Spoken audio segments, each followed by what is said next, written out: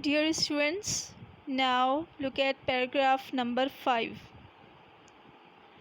In this paragraph, Bertrand Russell has discussed the concept of industrialization.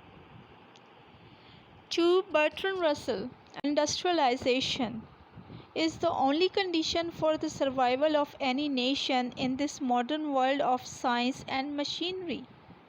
He regards this important factor as being responsible for economic growth and sustenance. He also relates the power and supremacy of the nations like Britain, USA, and Russia to industrialization and scientific technique.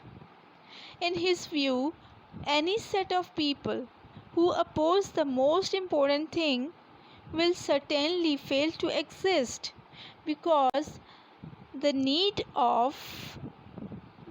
for it is inevitable, and every nation wants to survive and make progress.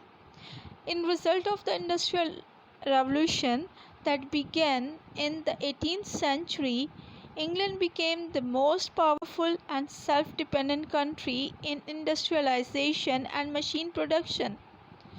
Later, it monopolized its production power and became the only country to lead in scientific knowledge and machinery.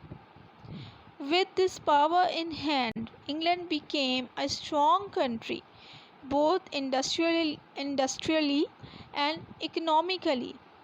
In the early 20th century, this industrial and mechanical power shifted to the United States and Russia, and they became the superpowers.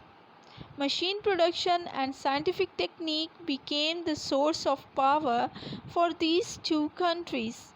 The main source of power for these countries was industrialization and strong economic development in result of machine production and scientific technique.